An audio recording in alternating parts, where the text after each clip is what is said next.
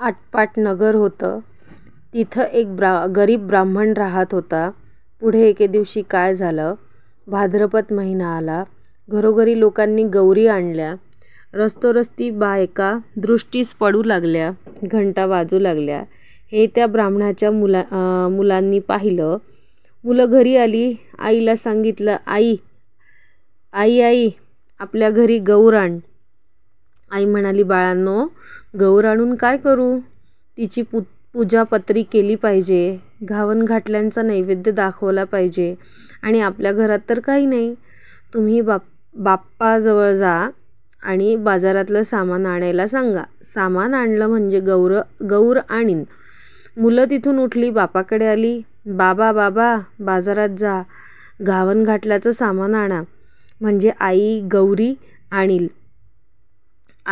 आणील. बापानं घरात चौकशी केली. मुलाचा नाद ऐकला. मनात फार दुःखी झाला. सोन्यासारखी मुलं आहेत, पण त्यांचा हट्ट पुरवता येत नाही. गरिबापुढं उपाय नाही. मागायला जावं तर मिळत नाही. त्यापेक्षा मरण बरं म्हणून उठला. देवाचा धावा केला. तळ्याच्या पायी गेला. जीव द्यावा म्हणून निश्चय केला. अर्ध्या वाटेवर गेल्या इतक्यात संध्याकाळ झाली. जवळच एक म्हातारी सवा शेण भेटली. तिनं त्याची चाहूल ऐकली. कोण म्हणून विचारलं. ब्राह्मणानं हकीकत सांगितली. म्हातारीनं त्याचं समाधान केलं. बोधाच्या 4 गोष्टी सांगितल्या. ब्राह्मणानं म्हातारीला घरी आणलं. बायकोनं दिवा लावला. चौकशी केली. पाहुण्याबाई कोण आणल्या म्हणून विचारलं. नवऱ्यानं आजी म्हणून सांगितलं.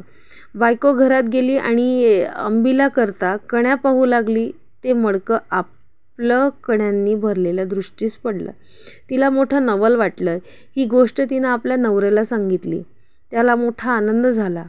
पुढं पुष्कळ पेज केली. सगळ्यांनी पोटभर खाल्ली. सगळीजणं आनंदाने निजली. सकाळ झाली तशी म्हातारीनं ब्राह्मणाला हाक मारली. मुला मला न्हाऊ घालायला सांग म्हणून म्हणाली. घावन घातलं देवाला कर, नाही नाही म्हणू नको, रडगाणं काही गाऊ नको. ब्राह्मण तसाच उठला, घरात गेला. बायकोला हाक मारली. अगं ऐकलंस का? आजीबाईला न्हाऊ घाल असं सांगितलं. आपण उठून भिक्षेला गेला.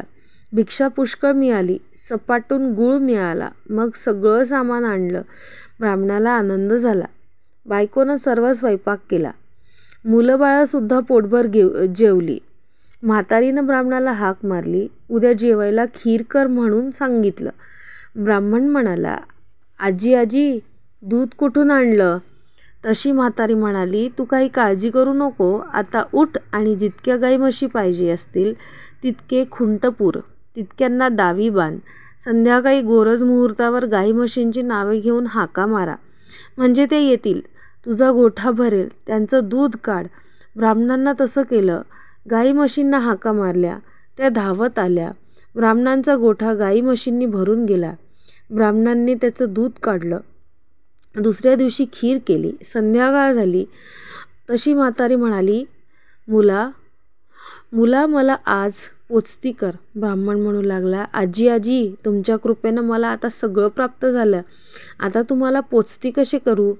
तुम्ही गेलात म्हणजे हे सर्व नाहीसे होईल. म्हातारी म्हणाली, तू काही घाबरू नको.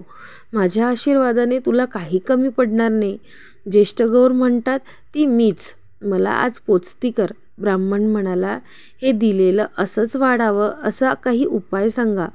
गौरीने सांगितलं, तुला येताना वाळू देई. ती साऱ्या घरभर टाक, हांड्यावर टाक, मडक्यांवर टाक, पेटीत टाक, गोठ्यात टाक. असं केलंस म्हणजे कधीही कमी होणार नाही. ब्राह्मणानं बरं म्हटलं. तिची पूजा केली. गौर आपली प्रसन्न झाली. तिनं आपलं व्रत सांगितलं. भाद्रपदाच्या महिन्यात तळ्याच्या पायी जावं. 2 खडे घरी आणावे. ऊन पाण्यानं धुवावे. ज्येष्ठ गौर व कनिष्ठा गौर म्हणून त्यांची स्थापना करावी. त्यांची पूजा करावी. दुसरे दिवशी घावनगोड, तिसरे दिवशी खीरपोळीचा नैवेद्य दाखवावा. सवाष्णींची ओटी भरावी. जेवू घालावं. संध्याकाळी हळदी कुंकू वाहून बोळवण करावी, म्हणजे त्याला अक्षय सुख मिळेल, सतत संपत्ती मिळेल.